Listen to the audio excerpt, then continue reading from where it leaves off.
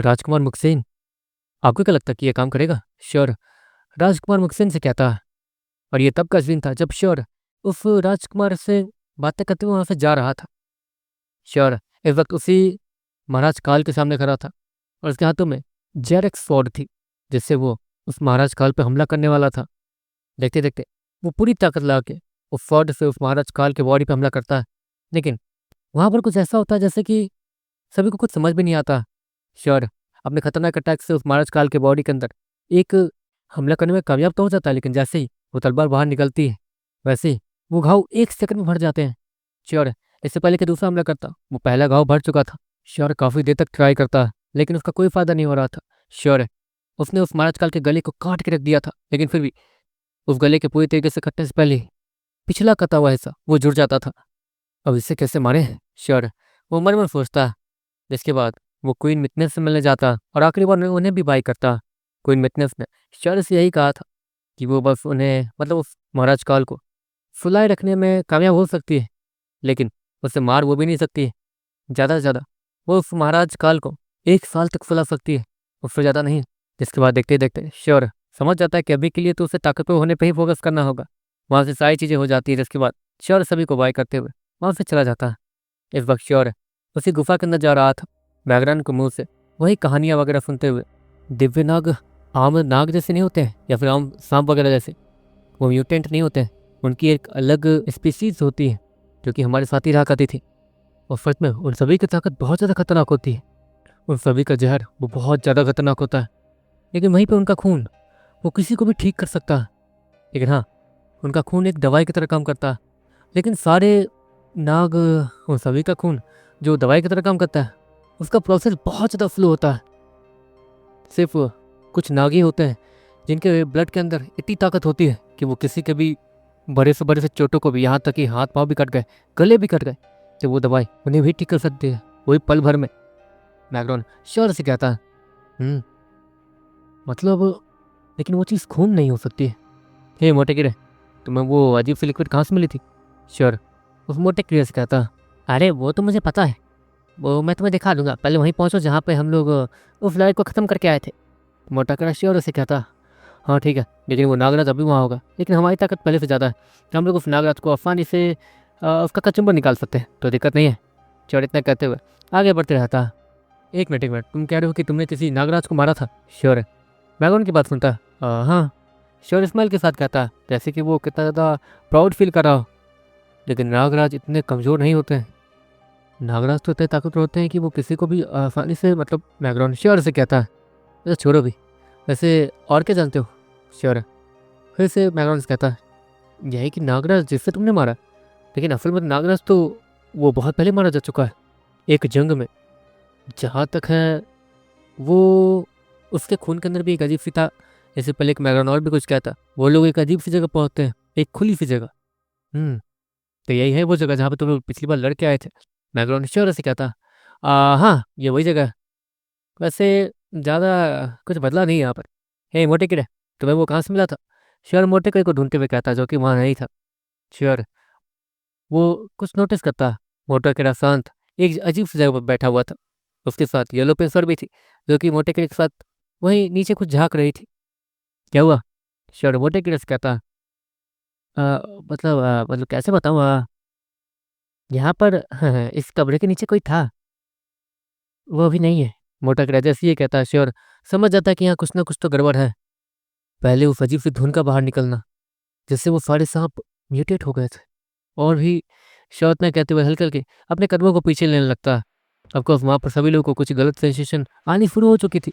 सभी लोग इस चीज़ को तुरंत ही महसूस करते हैं और पीछे पलट के भागने की कोशिश करने लगते हैं। लेकिन अगले पर वो लोग जिस रास्ते से आए थे वहाँ पर बहुत सारे पत्थर जमा होने लगते हैं, वो भी हवा में उड़कर। श्योर और बाकी सभी हल्के हल्के पीछे आ जाते हैं ताकि वो लोग आने वाले अटैक के लिए रेडी हो सके। यहाँ पर जो भी है बहुत ज़्यादा ताकतवर है। श्योर है मैगनॉन्स कहता। श्योर की नज़र उसी अजीब से लालटेन पे जाती है जो कि नीले रंग की जल रही थी। किसी को भी कुछ समझ नहीं आ रहा था कि आखिर वहाँ हो क्या रहा। लेकिन अगले पल श्योर की नज़र अपने सामने जाती है जहाँ पर बहुत ज़्यादा अंधेरा था। वहाँ पर कोई तो अजीब चीज़ थी। वहाँ पर अचानक से 2 पीली रंग की आंखें दिखनी शुरू हो जाती है। वहाँ कोई है। श्योर सभी से कहता है और सभी लोग उस तरफ बढ़ते हैं और उस पीली आंखों को देखने लगते हैं। देखते देखते वो पीली आंखें वो अपनी जगह से खड़ी होती है और धीरे धीरे आगे बढ़ने लगती है।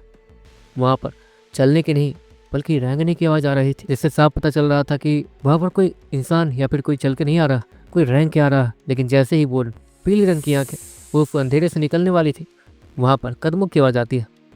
मतलब वहाँ पर अजीब चीज़ हुई थी, पहले रेंगने की आवाज़ अब चलने की आवाज़। वो खूबसूरत सी लड़की धीरे धीरे चलते हुए वो सभी के सामने आके खड़ी हो जाती है। देखो, हमें उल्लू मत समझो, हमें पता है कि तुम सांप हो। श्योर है, उस नागरानी से कहता है। ओह, तुमने तो बहुत बार तीर मार लिया मुझे पकड़ के। वो नागरानी श्योर से कहती है। तो पिछली बार तुम ही लोग थे जिन लोगों की वजह से मैं आज़ाद हुई और मेरी नींद खराब हुई, मतलब एक तरीके से मुझे जगह दिया गया। वो नागरानी इतना कहते हुए उन तीनों ही के गोल गोल घूमना शुरू कर देती है। हाँ, हम ही लोग थे, श्योर नॉर्मली कहता है। अच्छा अच्छा अच्छा, तो तुम में से कौन था जो कि मेरे खून को मेरे बॉडी से निकाल के ले गया था और किसने उसका इस्तेमाल किया? वहाँ पर वो नागिन फिर से कहती है, देखो जो भी हुआ गलती से हुआ था, मुझे नहीं पता था कि वो खून तुम्हारा है। शायद वो नील अमृत था, हाँ है ना? श्योर, उस नागिन से कहता। तो तुम्हें नील अमृत के बारे में कैसे पता? वो नागरानी फिर से कहती है। श्योर को समझ नहीं आ रहा था कि अब उस नागिन को जवाब क्या दे। वो उसे सिगरेट टैक्स के स्क्रीन के बारे में तो बता नहीं सकता था। कैसे समझाऊँ? देखो गलती से हुआ, वहाँ पर तुम्हारी ही नाक चिल्ला चिल्ला के बोले थे कि तुम नील अमृत लेने आए हो, नील अमृत लेने आए हो, जबकि हम लोग तो बस यहाँ पर भटकते हुए आए थे।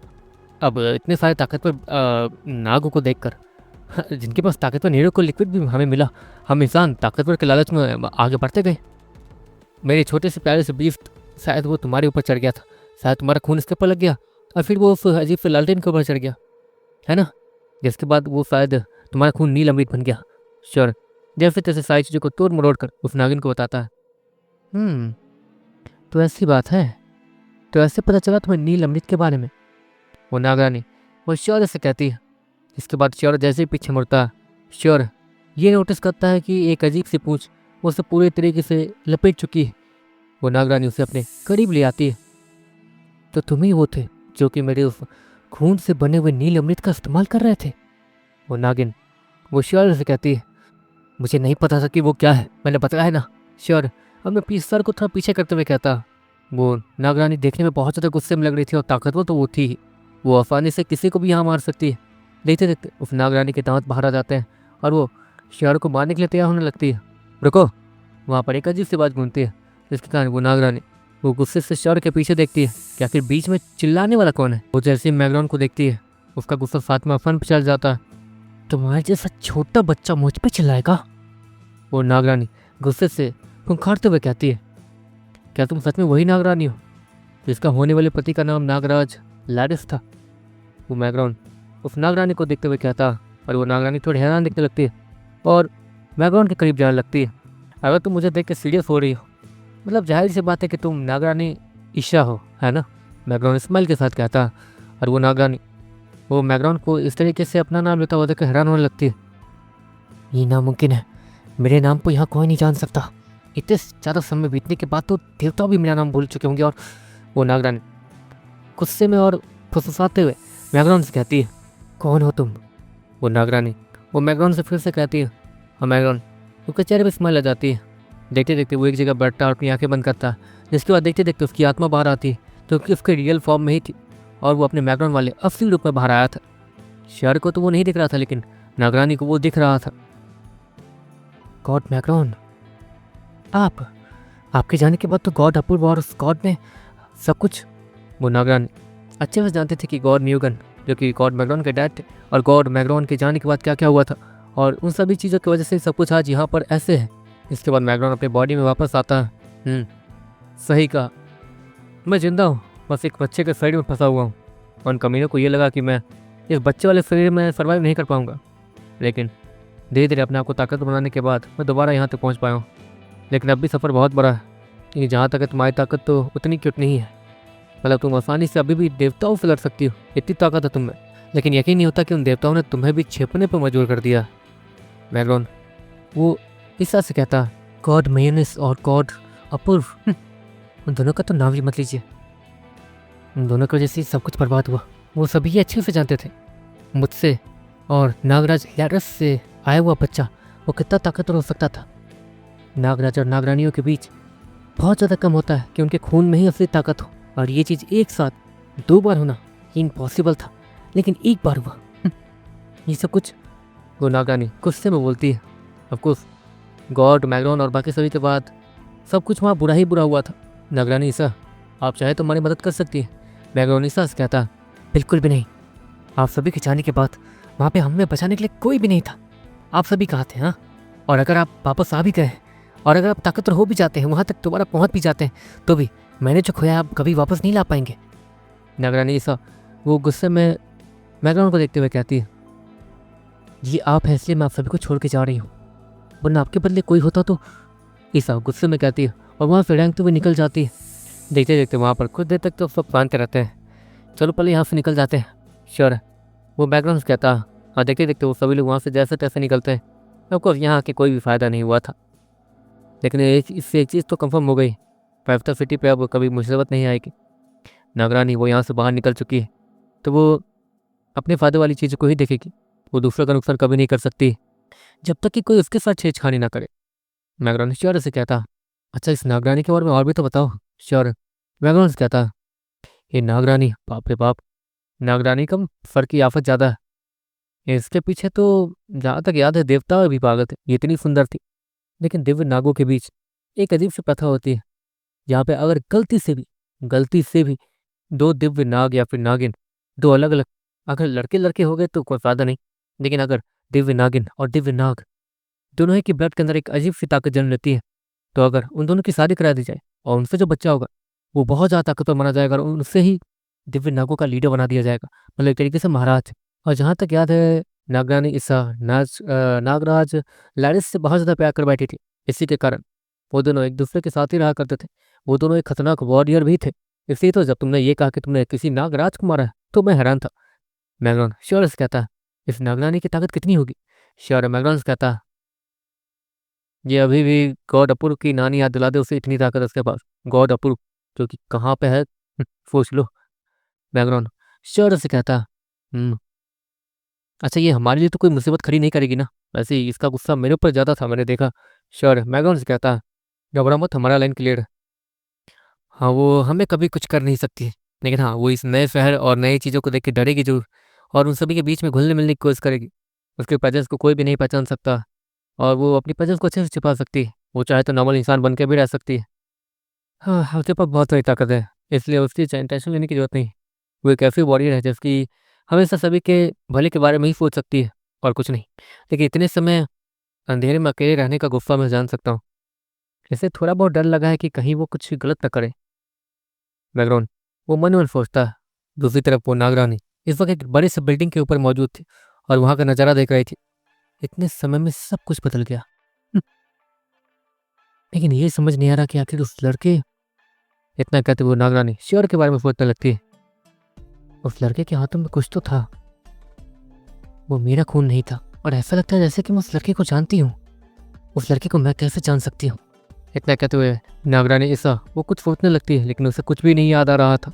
अजीब बात है, इतने करोड़ों साल से जब मैं कैद थी, खत्म हो चुकी थी, मुझे फुला के रखा गया था, तो मुझे अगर कुछ याद होगा अभी तो बहुत पुराने समय का याद होगा, और ये लड़का तो यहाँ का है। मैं कुछ ज़्यादा ही सोच रही हूँ, लेकिन उस लड़के में कुछ तो अजीब था। इतना कहते हुए ईसा वो नीचे देखती है जहाँ पर श्योर और मैग्रॉन वो आगे बढ़ रहे थे। दूसरी तरफ श्योर और मैग्रॉन वो लोग करीब 2 दिन तक वहीं रहते हैं, जिसके बाद वो लोग वहाँ से निकलने के लिए तैयार हो जाते हैं। दूसरी तरफ रात के समय श्योर और मैग्रॉन तेज़ी से ट्रैवल करते हुए बहुत ज़्यादा आगे आ चुके थे, लेकिन अभी उन्हें कोई भी कबीला नहीं दिखा था। अरे यार, ये कबीला कब आएगा? श्योर उस फायर क्वीन से कहता है। वो फायर क्वीन श्योर के पीठ के ऊपर उल्टा लेटी हुई थी और एक तरीके से हवा का मजा ले रही थी। और कुछ घंटे लग सकते हैं, वो फायर क्वीन श्योर से कहती है। देखो अब तो धूप की भी उगने वाली है, लगता है आज भी हमें खाली हाथ ही जाना पड़ेगा। श्योर और मैग्रॉन वो दोनों एक दूसरे से कहते हैं, और देखते देखते वो लोग धीरे धीरे नीचे आने लगते हैं। लेकिन अगले पर सामने के पहाड़ को क्रॉस करते ही उन्हें अपने सामने एक बड़ी सी सिटी दिखती है। ये सिटी नहीं, कबीला है, ठीक है, देखने में तो सिटी जैसा लग रहा है। मैग्रॉन हैरानी से कहता है। और उसी सिटी के ज़्यादा दूर आगे वहाँ पर आसमान में धुआं उड़ रहा था, मतलब जाहिर सी बात है कि वहाँ पर फायर फॉरेस्ट मौजूद है। तुम यहाँ से आई हो? श्योर फायर क्वीन से कहता है, और फायर क्वीन ये सब देखने के बाद तुरंत ही बैठ जाती है। हाँ, वापस आ गई। लेकिन अगर इन्हें गलती से पता चला कि तुमने फायर प्रिंसेस को अपने साथ कैद कर रखा है, तो तुम्हारा वो हाल होगा कि तुम सोच भी नहीं सकते हो। फायर प्रिंसेस, तो इसका नाम आपसे फायर प्रिंसेस है क्योंकि फायर क्वीन यहाँ पे कोई और है। ओके, फायर प्रिंसेस वो श्योर से कहती है। हाँ हाँ ठीक है मेरी माँ। छिमी सितारे वाला कबीला, हम आ गए। श्योर इतना कह ही रहा था, इतने में ही वो सभी आसमान में ही गायब हो जाते हैं क्योंकि धूप की रोशनी वो सभी को टच कर लेती है और वो लोग अपनी छत के सीलिंग से टकराते हैं और नीचे गिरते हैं। अरे यार ये तो, श्योर इतना कहता है और वो लोग तुरंत ही तैयारियां करने लगते हैं ताकि वो लोग आज यहाँ से जा सके। श्योर, मैग्रोन, काव्या और सुनो, वो लोग इस वक्त उसी सिटी के कॉर्नर पे खड़े थे जहाँ पर उस बड़े से वॉल को क्रॉस करके वो सभी 6 स्टार सिटी जाने वाले थे। चलो दोस्त चलते हैं, मतलब फिर मिलेंगे शायद। विकास वो श्योर से हाथ मिलाते हुए कहता है। बिली भी आके श्योर से हाथ मिलाता। आप लोग मेरा एक काम कर सकते हैं, श्योर सभी से कहता। सभी लोग अपने सर को हाँ मिलाते हैं। आपको श्योर ने उन लोगों के लिए इतना किया था और वो लोग श्योर के लिए अगर एक काम भी ना कर पाए तो लालच उनके इस दोस्ती पे। श्योर काव्या की तरफ झुकता है और फिर, काव्या अगर तुम सच में ताकतवर बनना चाहती हो तो तुम्हें मैं जो कहूँगा वो करोगी। श्योर काव्या से कहता। काव्या अपने सर को हाँ मिलाती है। तुम्हें यही रुकना होगा, अकेले नहीं, तुम्हारी सलोना दीदी तुम्हारे साथ रहेगी। देखो मैं जानता हूँ मैं उतना अच्छा भाई भी नहीं हूँ क्योंकि हर वक्त तुम्हें प्रोटेक्ट कर पाऊंगा। अगली सिटी में कौन सा खतरा कब कहाँ से आ जाए। तुम दोनों मेरी बहन हो, मैं नहीं चाहता कि तुम दोनों के साथ कुछ हो और अगली सिटी में तुम्हारा कमजोर भाई तुम्हें ना बचा पाए। ये सब सोच के मुझे बहुत ज़्यादा डर लगता है, इसलिए तो मैं तुम लोगों को कभी घर से निकलने भी नहीं देता हूँ। लेकिन यहाँ पर तुम्हारे साथ कभी कुछ नहीं होगा। यहाँ पर हमारे इतने अच्छे दोस्त हैं। और श्योर काव्या से कहता। काव्या अपने सर को नाम में ऑलरेडी हिला रही थी, वो श्योर के साथ ही जाना चाहती थी। अगर तुम मेरे साथ जाओगी तो अगली सिटी में और भी ज़्यादा ताकतवर लोग मिलते जाएंगे। उन ताकतवर लोगों के साथ दोस्ती नहीं कर पाओगी तुम्हें कभी भी कोई अच्छा दोस्त नहीं मिल पाएगा। यहाँ पर ऑलरेडी तुम्हारे इतने अच्छे दोस्त हैं, तुम्हारी चिंता करते हैं, तो अपने सारे दोस्तों के साथ लेवल अप होते हुए आ सकती हो मेरे पास। श्योर उसे बुरा लग रहा था सभी को छोड़ते हुए। सोलोना तो उसे उल्टे मुंह देख रही थी, लेकिन सोलोना भी जानती थी कि वो अभी के लिए श्योर पे एक बोझ बन के है। ऑफकोर्स श्योर अगर अगली सिटी जाएगा और वहाँ पर श्योर ताकतवर नहीं है तो उन लोगों के साथ कुछ भी हो सकता है। ताकतवर लोगों में किसकी नीयत कैसी है वो कोई जानता नहीं था, लेकिन यहाँ पर ये सभी की नीयत अच्छी है ये श्योर जान चुका था। इसलिए श्योर इन सभी के भरोसे अपनी बहनों को छोड़ के जा सकता था। और तो सलोना वो भी यहाँ पर ताकतवर मानी जा रही थी, इसलिए यहाँ पर कभी भी कुछ गलत हो नहीं सकता। श्योर ये सब कुछ सोचते हुए काव्या को उसके सर पे सहलाता और काव्या को अनामिका और सलोना को भी अनामिका के साथ जाने के लिए कहता। मैं बीच बीच में आके मिलता रहूँगा। और श्योर इतना कहता और धीरे धीरे वो पीछे पलटते ही वहाँ से चला जाता। श्योर को बुरा तो लग रहा था लेकिन वो कुछ कर भी नहीं सकता था क्योंकि वो जैसे जैसे आगे बढ़ते जा रहा था वैसे वैसे उसके दुश्मन खतरनाक होते जा रहे थे, ताकतवर लोग आते जा रहे थे, लेवल गैप बढ़ते जा रहा था और भी बहुत कुछ।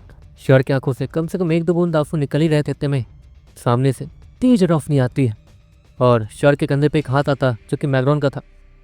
अभी बस शुरुआत है दोस्त, इतना कहते हुए वो दोनों उस रोशनी में कहीं गायब हो जाते हैं और इसी के साथ हमारा ये पहला सीजन 1 खत्म हो जाता है। अब गाइस सीजन 1 अब सीधे ट्यूसडे को आएगा। ओके ट्यूसडे को आएगा, मैंने मंडे को बोला था लेकिन स्क्रिप्टिंग प्रॉब्लम है अभी, ठीक है। तो ट्यूसडे को आएगा। एंड एक दो बंदे मुझे मिले जो पॉकेट एफएम पे डीमन कैप्चर कॉपी करके डाल रहे हैं। तो मैं पहले बता दूँ उसके कॉपीराइट है मेरे पास, ठीक है। तो मैं कंपनसेशन ले सकता हूँ ब्रो तुमसे, तुम जो भी हो डाल रहे हो, ठीक है। लेकिन अभी के लिए तो पॉकेट एफएम रिव्यू कर रहा है, अगर वो रिव्यू में ठीक से जवाब नहीं देता है मुझे, ठीक है, मान लो मेरे हेल्प नहीं कर रहा है पॉकेट एफएम, एक तरीके से उसने आना खाने किया, ठीक है। वैसे तो पॉकेट एफएम को बहुत सारे लीगल इशू का सामना करना पड़ गया है बहुत सारे नॉवल राइटर्स की वजह से, ठीक है। तो मैंने भी वही किया, ठीक है। अगर मुझे वहाँ पे ठीक रिप्लाई नहीं मिलता है तो मैं लीगल एक्शन ले सकता हूँ और तुम पे कंपनसेशन ठोक सकता हूँ। पॉकेट एफएम पे नहीं ठोकूंगा मैं, सीधे तुम पे ठोकूंगा जो भी कॉपी कर रहा है, ठीक है। तो खुद समझ जाओ, तुम्हारे पास ज़्यादा टाइम नहीं है और बस इतना ही करना था। एंड मिलते हैं ट्यूसडे को नए सीजन के साथ एंजॉय करते हुए। और भाई सच में थोड़ा अजीब लग रहा है सीजन 1 खत्म करने में, भाई कसम से बता रहा हूँ मुझे बहुत ज़्यादा अजीब लग रहा है, ठीक है। मैं बस कैसे भी 20 मिनट कंप्लीट करना चाहता हूँ क्योंकि कभी भी 20 मिनट से नीचे का वीडियो आया नहीं मेरे चैनल पे, ठीक है। तो मैं बस इतना ही कहना चाहूँगा, सभी को लव यू। आप सभी की वजह से मैं यहाँ तक आ पाया हूँ, टॉप 1 जा पा रहा हूँ, बहुत कुछ। सभी लोगों को थैंक यू, सभी लोगों को थैंक यू। जितने भी लोगों ने मेंबरशिप ले रखा है ये वीडियो उनको पहले मिलेगी जहाँ तक है, ठीक है। लेकिन ये वीडियो 2 दिन बाद फ्री हो जाएगी या फिर 1 दिन बाद फ्री हो जाएगी। तो ये मत सोचना कि हाँ मेंबरशिप के लिए कुछ नहीं कर रहा मैं, देखो मैं अभी स्टूडेंट हूँ और बहुत ज़्यादा फँसा हूँ, ठीक है? मैं ज़रूर मेंबर लोग के लिए भी कुछ ना कुछ करूँगा और मुझे ये भी ध्यान रखना तो होता है कि फ्री वालों के साथ भी कुछ गलत ना हो, ठीक है? तो मैं दोनों को ध्यान में रख के कुछ ना कुछ करूँगा, ठीक है? तो सभी लोगों को थैंक यू, दिल से thank you. Bye, tata, see you.